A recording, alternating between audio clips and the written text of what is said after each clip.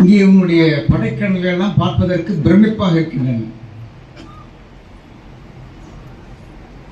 மிகவும் புதிதாக அழகாக இருக்கின்றன. ஆனால் என்னுடைய தலைவன் அதிகன் இருக்கிறானே, அவனுடைய படைக்கடல் எல்லாம் கொள்ளருடைய பட்டறையில் இருக்கின்றன.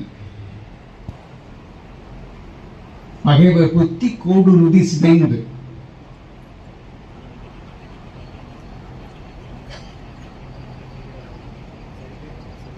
இதை சொன்னவுடன் தொண்டைமான் அதை புரிந்து கொண்டான். அது சொன்னதன் கருத்து என்னவென்றால், தொண்டை மண்டலத்து மன்னனை, நீ பல வருடமாக போரையே அறியாதவன், அதனாலதான் எல்லாம் புதுசாக வச்சிருக்க. அப்படி நம்ம பொதுவாக பார்த்தீங்கன்னா சில நம்ம வழக்கறிஞர்கள் எல்லாம் பண்ணுவோம், ஒரு புதுசாக புக் வாங்கி வைப்போம். அதில் அது வந்து மேலே ஒரு பிளாஸ்டிக் கவர் இருக்கும், அப்படியே வச்சுப்போம். அது எப்போ பிடிச்சி பார்க்க மாட்டான். ஏன்னா ஒரு கிளைண்ட் வந்தாலும் பார்க்க ஒரு இம்ப்ரெசிவ் ஆக மாட்டோம், ஒரு வச்சுருக்கேன். படித்தா தானே பாஸ் ஆகணும் அது. ஆகவே நீ அவனை சாதாரணமாக எழுதக்கூடாது. அவன் பல போர்களை பார்த்தவன். இந்த போரை நிறுத்தினால் உனக்கும் நல்லது, அவனுக்கும் நல்லது. அதுதான் சொல்ல வந்தான். நோயின் வார்த்தையை கேட்டு அந்த போர் நிறுத்தப்பட்டது.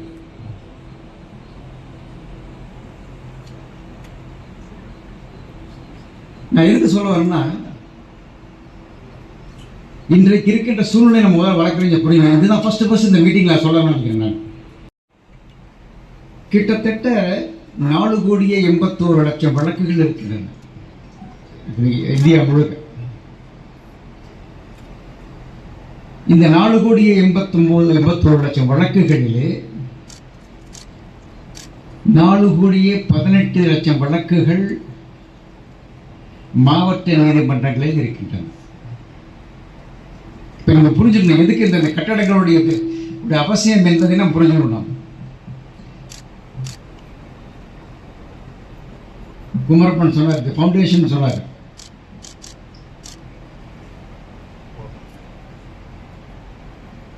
இந்த 4,18,00,000 வழக்குகளிலே குற்றவியல் வழக்குகள் 3,50,00,000. ஒரு சமுதாயத்தில் ஒரு ஜனதா பார்க்குறப்போ குற்றவியல் வழக்குகள் குறைந்திருக்க வேண்டும், உறுதியல் வழக்குகள் அதிகரிக்க வேண்டும். That's indication of a vibrant society. இதில் எடுத்துட்டீங்கன்னா கிட்டத்தட்ட 2,50,00,000 வழக்குகள் 7 வருடம் அதிகபட்சம் தண்டனை கொடுக்க வேண்டிய வழக்குகள்.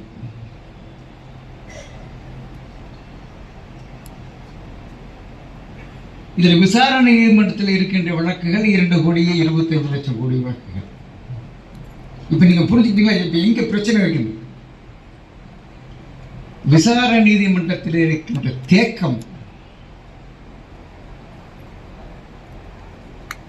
அப்படியே அந்த இன்ஸ்டிடியூஷன் கம்ப்ளீட்டா கவர் பண்ணுது. உச்ச நீதிமன்றம் சென்கின்ற பொழுது நான் தலைமை நீதியுடன் பேசி இதை எடுத்து சொன்னேன். அவரிடம் அதை எடுத்து சொன்ன பிறகு அவர் சொன்னாரு, நீ ஒரு கமிட்டி போட்டு அதை பாருங்க. தமிழகத்தில் தான் முதல் முறையாக ஒரு பைலட் ப்ராஜெக்ட் மாதிரி போட்டிருக்கும். தேர்தல் வந்தனால் அதுக்கு மேலே அவங்களால செய்ய முடியல. வழக்கறிஞர்களும் நீதித்துறையும் அரசாங்கமும் சேர்த்து இதை பார்க்க வேண்டிய ஒரு சூழ்நிலை இருக்கிறது. குற்றவியல் வழக்குகள் 7 வருடத்துக்கு உட்பட்ட வழக்குகள் என்னை பொறுத்தவரைக்கும் பெரும்பாலான வழக்குகள் முடிக்கப்பட வேண்டிய வழக்குகள். இன்றைக்கு வந்திருக்கின்ற புதிதாக சட்டத்திலே பார்த்தீங்க என்றால் 360 செக்ஷன் 360 பிஎன்எஸ்எஸ் வழக்குகளை, சில வழக்குகளை முடித்து விடலாம். அதில் கம்ப்ளைண்ட் கேட்டு க்ளோஸ் பண்ணலாம். நான் இதனால சொல்றதுனால நீங்க உங்க வழக்கறிஞர் கேஸ் எல்லாம் முடிஞ்சுன்னு நினைக்கக்கூடாது. எப்பொழுது வழக்குகள் முடிகின்றனவோ அப்பதான் புதிதான வழக்குகள் உருவாகும். இது இயற்கை. நம்ம பழைய வழக்குகளை முடித்து முடிக்கின்ற பொழுது புதிய வழக்குகளை உருவாக்க வேண்டும். புதிய வழக்குகள் முக்கியமாக உரிமைய வழக்குகள் குறைகின்றன. ரொம்ப கொஞ்சம் வருத்தமாக தான் இருக்கு. அதை அதிகப்படுத்த வேண்டும். ஒரு வழக்கு வந்துன்னா ஒரு 6 மாதத்திலே முடிக்கின்ற மாதிரி ஒரு சூழ்நிலை வரணும். அப்பதான் வந்து கிளைண்ட் நம்மகிட்ட வரும். இந்த குற்றவியல் வழக்குகள் ஏன் இவ்வளவு தேர்ந்தது என்றால் நாம் வந்து அதை சரியான ஒரு அணுகுமுறை இல்லை. திருக்குறளை பத்தி சொன்னாங்க, இளந்திரன் சொன்னார், யாருமே ஆராய்வது கிடையாது. ஒரு படித்த மனிதனுடைய ஒரு மனநிலையில் இருந்து ஒரு கிராமத்திலே குக்கிராமத்திலே இருக்கின்ற ஒரு சாதாரண தொழிலாளியுடைய மனநிலையை புரிந்து கொள்ள முடியாது. அதே நீதியை அதே சட்டத்தை நீங்கள் அவனுக்கு அதை அப்ளை செஞ்சீங்கன்னா தவறான ஒரு அணுகுமுறை. ஏன் குற்றங்கள் நடக்கின்றன? ஏன் சில குறிப்பிட்ட இடங்களிலே குற்றங்கள் அதிகமாக இருக்கின்றன? ஒரே வகையான குற்றங்கள் ஏன் நடைபெறுகின்றன? இதற்கு காரணம் என்ன? கல்வியின்மையா, செல்வமா, அறியாமையா? இதையெல்லாம் நாம் பார்க்கணும். நாம் அதை ஆராய்ந்து அந்த தமிழ் சமுதாயத்தினை அடித்தளத்தை தூக்கி மேலே நிறுத்தணும் என்பது அதை வழக்கை தொடுத்து கொள்ளப்படும் அப்படின்னு கேட்டு சுமூகம் முடித்து விட்டோம் என்றால்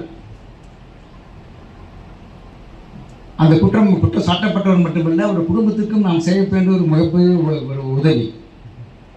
அவனும் இந்த நாட்டிலே ஒரு பிரஜை தான். யாருமே இந்த உலகத்திலே குற்றவாளிகள் பிறப்பது கிடையாது.